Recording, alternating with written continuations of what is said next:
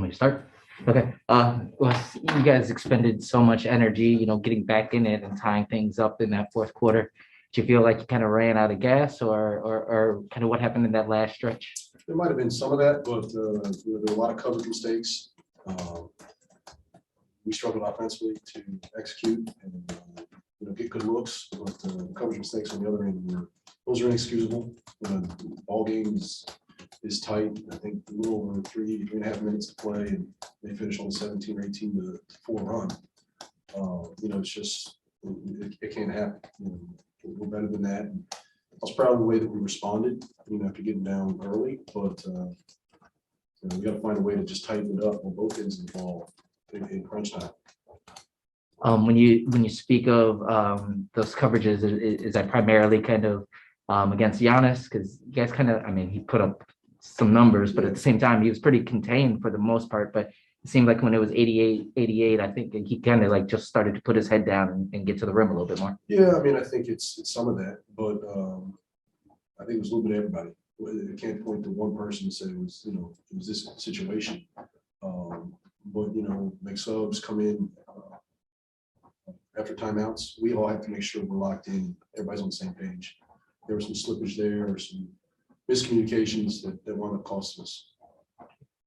Just any update on Beal, anything you've heard, and also Bryant's situation? I guess it looked like an ankle there. Yeah, he sprained an ankle. We'll take a look at it and see what they think. Brad was evaluated, and then they'll reevaluate him in about a week. So we'll see how that goes. He'll probably be out for the next 3 or 4 games, and then we'll see, hopefully, how it responds.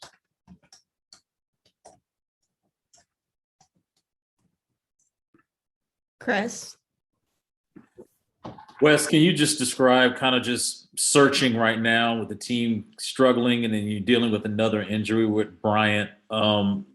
Just kind of describe the mood of the group, just trying to find a way to get a win right now. Well, it's a challenge. We have to kind of help build each other up, and no one likes to lose, and there's, I'm sure, a lot of pent-up frustrations anytime things don't go well. But I think it's one of those things where this is a test, and we have to kind of go through the fire here a bit to get to the other side. And hopefully that we're gaining some traction, and it doesn't necessarily play out in wins, but that fight, that grit, we've got to have it. And I think so. We've shown that a little bit. I thought we did tonight, especially in the second half. But with TB going down with that ankle, obviously it'll be hard maybe for him to play tomorrow. Can you describe what you were able to get from Montrezl tonight? Trez was great. It's tough because they're switching lineups, and it kind of negates the pick and rolls, but we could play through him in the post. We've seen that before, his ability to score in the post and hit cutters. So that part was good for us. And I think the size with Rui, Denny, those two out there with Kuz, we were able to switch quite a bit, and for the most part contain Middleton. And Giannis he's a tough cover for anybody. But I did like the size component, the positional size we were able to throw out there. Josh? Wes, I think I'm not sure if I heard you correctly, but I believe you said that the team had trouble executing its offense there down the stretch. What did you see for the most part there in those sequences? Well, I think, coming off, out of a timeout, we had a couple plays that weren't executed correctly. It just goes back to that miscommunication. If we're not certain where we need to be, I got to make sure guys understand it, and they got to make sure to help each other out so we can get a good look. It's a pivotal time in the game. We can't afford not to come away with something. Thank you. Chase? Hey, Wes, given that it's a back-to-back, can you rule out Thomas at this point for tomorrow's game? I'm not going to do that, but it was a significant sprain, so if I had to go with my gut, I would say he's probably out tomorrow. But there's always a chance, and I don't want to look past it right now. And I think you guys had 7 turnovers in the second quarter. What kind of happened there? Is as you guys were having trouble protecting the ball? I think a lot of those were unforced. It's just playing too fast, playing in crowds, not where we should be spatially, kind of all the things that we talked about. This team really tries to speed you up, they're very aggressive and handsy. If you play in a crowd, they're going to take it. It was good to see us respond. Second half, I think we only had 2 turnovers for 3 points. So kept that number down. I think that allowed us to, climb back into it, make it a ball game until those last 4 minutes. It also helped slow their fast break points. I think they had 12 or 14 early in the game, about in the first half, and a few in that second half. And, Spencer, he got some shots to fall late, but what do you think for the first, 2.5 quarters of the game was going on with him offensively? What was going on with everyone? When their switching bothered us. We've seen that before, where the team switch and we kind of stagnate. I thought we got better as the game went, creating secondary actions, keeping the energy in the ball, sprinting in, slipping out, opening up the floor, and trying to get it, ahead of steam to attack. And when we did that, we generated some good looks. But the first quarter and a half, I thought we just kind of fell into that, stagnated quite a bit, and it didn't go well. Neil? Hey, Coach, I know, you're not into moral victories, but is there anything that you can take positive out of here that you hope that can be reapplied tomorrow? I thought, our competitive spirit was good. We started slow, obviously, but the fact that we stayed with it, kind of got ourselves together and pulled together enough to make it a game.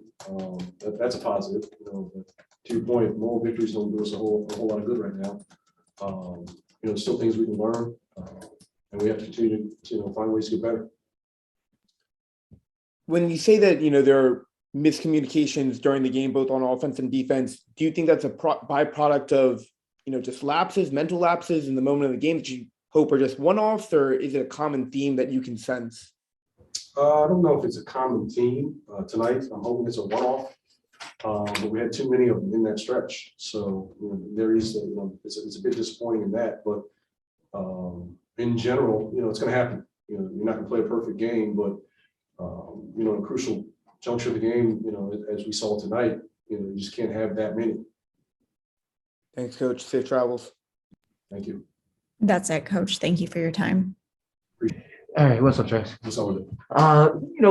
Kind of what got started clicking there in that third quarter, especially kind of during the end, you seemed like you got a lot more aggressive and was able to kind of chip in with Kuz and help bring you guys back. Just curious, what started working for you then?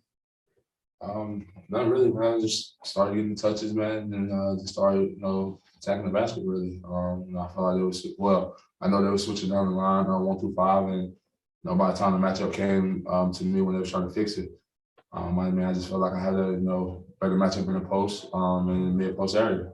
It's something I worked on in my game all summer long, and I was just able to find a good groove, find the touches, and just try to make sure I finished with our team. It was tough. Stretch was in a tough game, and try to do everything I can and will to get a win. That's it. You guys expended so much energy to kind of get back in it, and then it was hard to close out down this stretch. What kind of played into that last stretch? Really what you said, man. We exerted so much energy in the beginning, down big. We hung around, but these guys get paid to do the same exact thing that we do. They're a great team. They've been together for a while. They've won a NBA championship. So we can't, ease in the games and feel like we could just kind of, take our time to kind of get things going and then, feel like we can pick it up and play. We got to be ready to play once the ball is thrown up and, as soon as the jump ball happens. Just one last one for me. What's the vibe in the locker room right now? I know the wins aren't showing up, but are you guys staying in good enough spirits? Yeah, we got to, man. Because like I tell the guys all the time, like I tell them, before we break the huddle, to go out for the game, man. Nobody's gonna feel bad for us, man. Nobody's gonna, stop, treating us the way they treat us. Nobody's gonna stop coming at us. Nobody's gonna stop playing, man. We're gonna continue to beat our ass until we figure it out. Simple as that, man. And that's just the way that anybody should look at it. And that's the way that I would come in if I was on any other team in the NBA. You just got to keep applying that pressure to them until they figure it out. And I told the guys that, that's what's going to have to take. We got to figure it out. Nobody feeling bad for us. Nobody's gonna say, oh, they, dealt with this, dealt with that. Everybody in the NBA is making adjustments, man. Everybody's going out through injuries, COVID, and everything, man. So we just got to figure it out. Simple as that, man. So, I think the energy in the locker room is just to the point where, that's what we're trying to do. Simple as that. But at the end of the day, like I said, we're gonna have to do it together as a collective group. Cool. Appreciate you.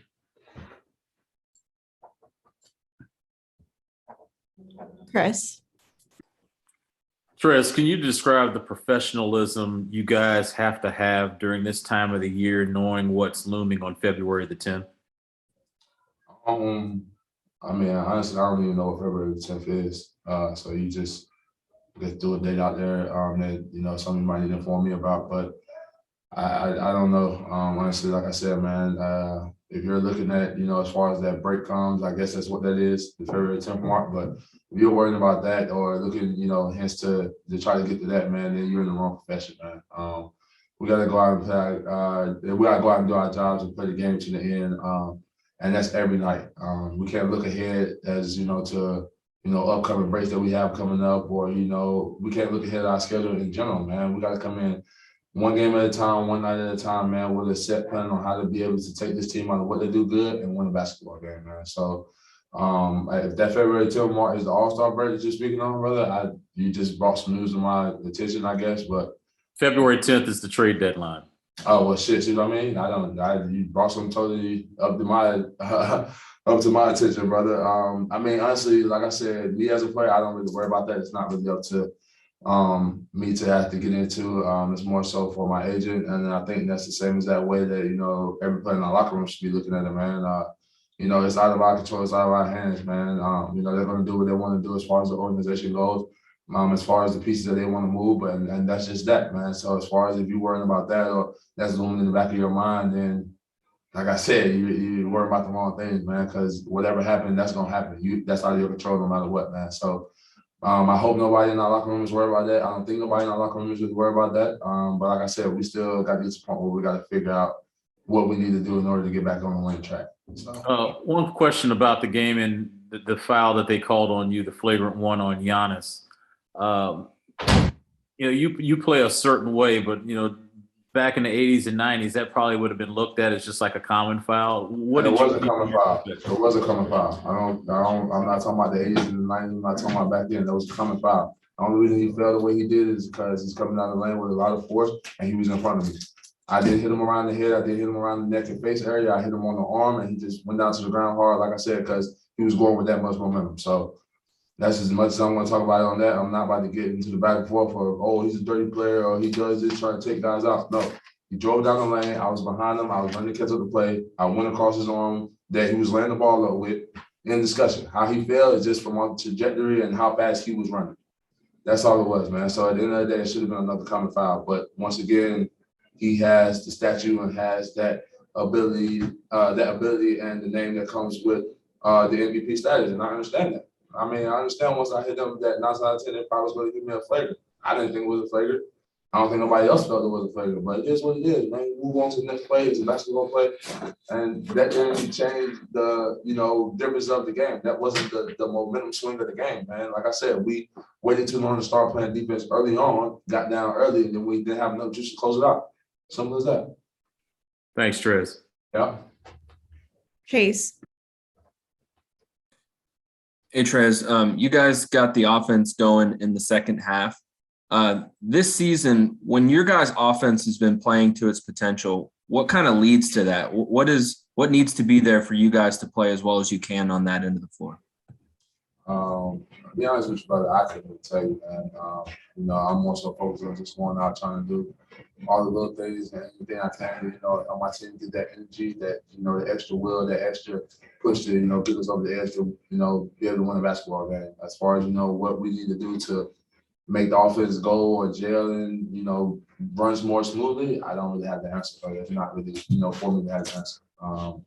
I'm just trying to go out there and play as hard as I can and, keep my teammates rallied into it and make sure that we're all on the same page on both ends of the floor. As far as how the offense is moving right now, I don't really have an answer for that. It's like I said, it's not really my job to really know, the ins and outs of it. That's all the time we have. Thanks, Trez. Thank you. Early in the game, we're just talking about the offense struggling, but you kind of got going there in that second quarter and the third quarter and kind of held things together until other parts of the offense kind of started working and you guys were kind of able to pull up. Do you go out with that mindset with, okay, we don't have Brad, things aren't necessarily clicking, let me try to carry us until things do get operating a little bit better? Yes and no. I don't think about carrying at all. When I'm out there, I'm trying to just make the right basketball play while being aggressive at the same time. If someone's open, I try to look at that, and that's the right play to make. But when I have a chance to, see the ball going once, whether getting to the free throw line or having a mismatch that I like, trying to attack and then trying to find that rhythm, like you kind of saw in the second half. That's kind of how I process the game. So. What's the key to closing out a game like this? I know you guys fought so hard and used so much energy to get back into it. But things got a little bit out of whack during that last little bit of stretch. How do you guys change that? Yeah. This was one of our better games in the last couple of weeks. For us to just fight like that, that's something that we haven't seen in couple games. So leading with that, obviously that's good. But I think the last maybe 4 minutes, we just kind of fell apart a little bit. We didn't execute offensively. We had a couple of plays, a couple of situations where we wanted to get Grayson Allen in certain actions and we didn't. And then, defensively, a couple offensive rebounds, a couple missed rotations, the hit dagger three. So, especially in the fourth quarter when you play a championship caliber team, you have to be your P's and Q's. You have to be tight. And tonight they weren't in the last 4 minutes. So Appreciate you. Yeah. Josh. Kyle, what elements from tonight do you hope the team takes into tomorrow night in Philly? Man, I really loved playing with Denny and Rui out there. I think that's one thing that really, really looked well. We were able just to switch, keep a body on Middleton, keep a body on Drew, and keep a body on Giannis, just with size. I thought that was good for us. Hopefully we can find a little cohesiveness, but I think that was good. I think outside of the last couple minutes defensively, how we competed, in the third and half of the fourth, I thought that was great. And I think that's the main thing. Obviously defensively, that's kind of been really lost this year with us. And it just felt good to play, team defense like that. It looked good, felt good. So thank you. Chris. Hey, Kuz, tonight TNT had you mic'd up, and there were a couple of times that they went to you talking about leadership and just kind of just showing guys, hey, listen, this is what I'm seeing. One instance you were telling TV you like the way he shoots. You'd rather him take a shot than turning the ball over. Can you just describe, is that how you've kind of been throughout the year communicating with the guys in real time? That one was actually, I was talking to Denny. He threw the ball. I threw it to him in the corner. He didn't shoot it when he had a shot, and he tried to hit TB, which was a good pass, good read, but I thought it was a good shot. But no, I just try to just lift my hand out there every time, and I'm playing. If I see something, I say something. I'm not trying to overstep or do it, do the extra. But when I see something, I'm going to say something, and just use my voice. I've been in this league not that long, but I play with a lot of great players, and I know how the game is supposed to be played. And it's important in times like this. When you have a team like us, we're under a lot of distress right now. But if we could just help one another out, it'll be a little bit easier. So appreciate it, Kuz. Thanks. Last question to Neil. Who's coach was talking about just some of the important high leverage situations, communication mistakes, both on offense and defense. How do you see those are, those easy fixes to try and take moving forward, or are there recurring themes that need to be cleaned up? Recurring things that need to be cleaned up. But they're also easy fixes. The biggest thing that it takes takes your mind. You have to, actively understand, what's going on, what's wrong, and then, trying to not make the mistake twice. That's cliche to say, but it's important when you're trying to win ball games, and you've seen it. In certain possessions, we let Grayson Allen or Content 1 and 2, come in and crash. Get offensive putback. Those things, they matter. You may not look at them and think it's a big thing, but it is a big thing when you're trying to win ball games. Every possession matters, and it's all about just limiting the mistakes. And it's okay. If you turn over the ball, that's fine. But it's just the little things. Defensively, the rotations. Making sure you're screening, make sure you have the proper spacing for a teammate to have a decent look. Those things matter, and those things they can't keep reoccurring, but at the same time, they're easy fixes. So Thanks, Kuz. Safe travels. That's it, Kuz.